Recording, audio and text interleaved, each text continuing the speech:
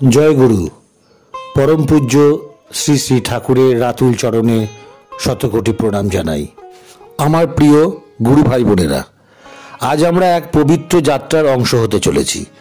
श्री श्री ठाकुर अनुकूल चंद्रेर जीवनीर 13तम पर्व पाठेर पूर्वे आमरा प्रथमे श्रद्धाभावे स्मरण करी सेई महान पुरुषके, जिनि तार जीवन दिए आमादेर जीवनेर प्रकृत अर्थ खुঁজে पाওয়ার पथ देखिয়েছেন।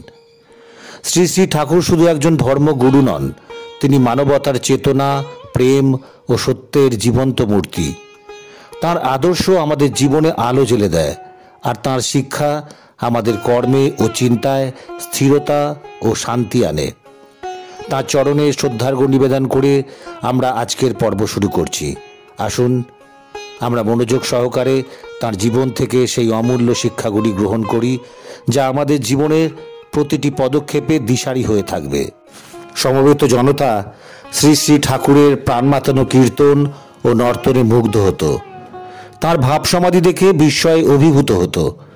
तार अलौकिक शक्ति और प्रेरणा देखे हतबाक हतो। बहु लोक ताके भगवानेर अवतार बोलेও विश्वास करत। তিনি যখনই যেখানে যেতেন শত শত নরনারী ভক্তি বিগলিত চিত্তে তার চরণে আত্মসমর্পণ করে সৎ নাম গ্রহণ করত এবং এই নাম গ্রহণ করে তারা নিজেদের ধন্য মনে করত। দীর্ঘকাল ধরে বহু স্থানে সৎ নাম প্রচারের ফলে ঠাকুরের নাম ক্রমে ক্রমে বাংলার নানা জেলায় প্রায় প্রতিটি গ্রাম ও শহরে ছড়িয়ে পড়ল। আর তার ফলে বিপুল প্রেম ও ভক্তিভাবের এক দিব্য উন্মাদনা জাগলো জনগণের মধ্যে। সৎ নামের প্রভাবে বহু মানুষের অসৎ প্রকৃতি পরিবর্তিত হয়ে সৎ প্রকৃতিতে পরিণত হলো। এই সৎ নাম প্রচার কিভাবে নানা জায়গায় ছড়িয়ে পড়তে থাকে তার বিবরণ কিছু কিছু পাওয়া যায়। যে কীর্তনের অনুষ্ঠান প্রথমে প্রতাপপুরের ডাক্তার কিশোরী মোহন দাসের বাড়িতে প্রথম শুরু হয়, সেই কীর্তন ধীরে ধীরে প্রতাপপুরের পার্শ্ববর্তী বহু গ্রামে অনুষ্ঠিত হতে থাকে। সেই গ্রামের লোকেরা নিজেদের সংসার জীবনের সুখ দুঃখের কথা সব ভুলে গিয়ে এক নির্মল কীর্তন আনন্দে মত্ত হয়ে ওঠে। ঠাকুরও এক একদিন এক একটি গ্রামে গিয়ে সেই কীর্তনের অনুষ্ঠানে যোগ দিতে থাকেন। কীর্তনের শেষে ঠাকুর সকলের সামনে সৎ গ্রন্থ পাঠ করে সকলকে নীতি ও ধর্ম উপদেশ দান করতেন। ঠাকুর যখনই সুযোগ পেতেন তখনই গ্রামের নারীদের আত্ম উন্নতির জন্য বহু রকম চেষ্টা করতেন। হিমায়তপুর ও তার নিকটবর্তী ছাতনি, প্রতাপপুর, সাহাপাড়া প্রভৃতি গ্রাম থেকে প্রবীণা রমণীরা জল নেওয়ার জন্য পাড়ার বউ মেয়েদের সঙ্গে নিয়ে কলসি কাঁখে ঠাকুরবাড়ির ঘাটে এসে সমবেত হতেন। তখন ঠাকুর ওই সময় পদ্মার ধারে পাঁচচালা ঘরের সামনের উঠোনে উপস্থিত হয়ে প্রবীণাদের সঙ্গে নানা কথাবার্তার মধ্য দিয়ে তাদের শিক্ষা দিতেন। ঠাকুরের শ্রীমুখের অমৃত বাণী শোনার জন্য প্রবীণা নবীনা নির্বিশেষে সকল নারীরা দূরে কলসি রেখে ঠাকুরের কাছে গিয়ে বসতেন। ঠাকুরও এই সুযোগে হাস্যকৌতুকের মধ্য দিয়ে এই সব নারীকে নানা রকমের সৎ শিক্ষা ও সৎ উপদেশ দান করতেন। কারণ তিনি জানতেন নারীদের আত্মোন্নতি না ঘটলে সংসারে কিছুতেই শান্তি স্থাপিত হবে না। সেকালে নানা প্রথা ও কুসংস্কারের জঞ্জালে নারীদের মন আচ্ছন্ন ছিল। দেশে নারী শিক্ষার কোনো ব্যাপক ব্যবস্থা ছিল না। তাই অশিক্ষিতা ও সংকীর্ণ মনা নারীরা পাড়ায় পাড়ায় প্রায় ঝগড়া বিবাদে মুখর হয়ে থাকত। স্বামী সন্তানদের সঙ্গেও সবসময় সৎ ব্যবহার করতে পারত না। এক মধুর সৎ ব্যবহার ও সদাচরণ দ্বারা নারীরা ঘরে বাইরে সকলের মন প্রীত করে তুলতে পারত না। ঠাকুর দেখলেন এক উচ্চ আদর্শ তাদের সামনে তুলে ধরতে না পারলে নারীদের নৈতিক ও আত্মিক উন্নতি সম্ভব হবে না। তাই তিনি এ বিষয়ে সচেষ্ট হয়ে নারীদের প্রতিদিন নিয়মিত সৎ উপদেশ দান করতে লাগলেন। আর এইসব নারীরাও ঠাকুরের মহামূল্য মধুর উপদেশবাণী সশ্রদ্ধ চিত্তে উৎকণ্ঠিত হয়ে শুনে যেতেন। এই বিষয়ে তাঁদের আগ্রহের অন্ত ছিল না। কখনো বা মহামানবের জীবনীয় বাণী, কখনো মহীয়সী আর্য নারীর কীর্তি কাহিনী, কখনো আবার সদ্গুরু সৎনাম ও সৎসঙ্গের মহিমা, কখনো শ্বশুর শাশুড়ি, স্বামী পুত্র পরিবার পরিজনের প্রতি কর্তব্য পালন প্রভৃতি বিষয়ে উপদেশ দান করতেন ঠাকুর। এইভাবে ঠাকুর সমবেত নারীদের সামনে একগুচ্ছ নারীত্বের আদর্শকে তুলে ধরেন। সেই আদর্শের প্রেরণায় এইসব নারীরাও আপন আপন সংসারে স্বামী পুত্রদেরও সৎ আদর্শে অনুপ্রাণিত করে তোলেন। সংসারের সব লোক যদি এক আদর্শে উদ্বুদ্ধ হয় তাহলে সেই সংসারে কখনো বিবাদ বিসংবাদ ঘটতে পারে না। তাদের মধ্যে কখনো কোনো তীব্র মতবিরোধ ঘটতে পারে না। সকলেই তখন তারা সেই আদর্শের খাতিরে সকলে একমত হয়ে মিলেমিশে সংসার যাত্রা নির্বাহ করে। এইভাবে ঠাকুরের মহান চেষ্টায় ওই অঞ্চলের বিভিন্ন গ্রামে নারীরা এক সৎ আদর্শে উদ্বুদ্ধ হয়ে তাদের আপন আপন সংসারকে সুখের করে তুললেন। এবার এই সৎ নাম প্রচারের কাজকে অন্য সব গ্রামে ও দূর দূরান্তে প্রসারিত করার জন্য ঠাকুর সতীশচন্দ্র গোস্বামীকে আহ্বান জানালেন। সতীশচন্দ্র গোস্বামীও ঠাকুরের আহ্বানে সাড়া দিয়ে এই নাম প্রচারের ভার সানন্দে গ্রহণ করলেন। তিনি প্রথমে বারদি গ্রামে এসে কাজ শুরু করলেন। তার মহতী চেষ্টার ফলে পার্শ্ববর্তী অঞ্চলের বহু গ্রামের অসংখ্য নরনারী সৎ নামের দীক্ষা গ্রহণ করে ধন্য হলেন। তিনি প্রথমে গ্রামের জমিদার গোপেন্দ্রনাথ সাহা, তার ভাই এবং একে একে পরিবারের সকলকেই সৎ নামে দীক্ষিত করেন। পরে এই গ্রামের ধনী ব্যবসায়ীরাও একে একে সৎ নামের দীক্ষা গ্রহণ করলেন।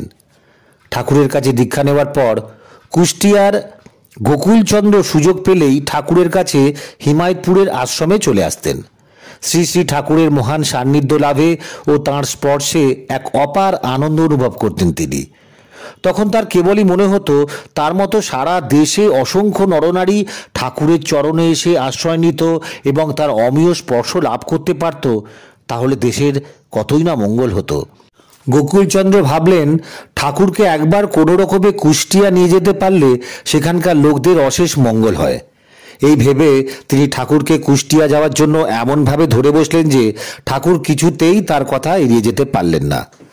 অবশেষে 1321 বঙ্গাব্দে ঠাকুর তাঁর ভক্তবৃন্দের সঙ্গে কুষ্টিয়ায় গমন করেন। স্থানীয় বারের প্রবীণ উকিল হরিশ্চন্দ্র রায়ের আমলাপাড়ার বাসায় তার বাসস্থান নির্দিষ্ট হয়। হিমায়তপুরের ঠাকুর অনুকূলচন্দ্র কুষ্টিয়ায় এসেছে এই সংবাদ লোকমুখে প্রচার হওয়ার সঙ্গে সঙ্গে অসংখ্য নরনারী ঠাকুরকে দর্শন করার জন্য সতীশচন্দ্রের বাড়িতে এসে ভিড় করতে থাকেন। সারাদিন ধরে ঠাকুর বহু মানুষকে উপদেশ দান করে সকলকে সৎ নাম ও সৎ গুরুর মহিমা সম্বন্ধে শিক্ষা দিতেন। সন্ধ্যা থেকে গভীর রাত পর্যন্ত সমানে কীর্তন চলত।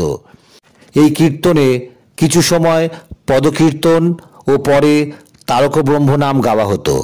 সেই মহাকীর্তনে 10-12টি খোল, 10-12 জোড়া করতাল, বড় বড় জয়ঢাক, অসংখ্য শঙ্খ, ঘণ্টা, কাঁসর বাদ্যযন্ত্র হিসাবে ব্যবহৃত হতো।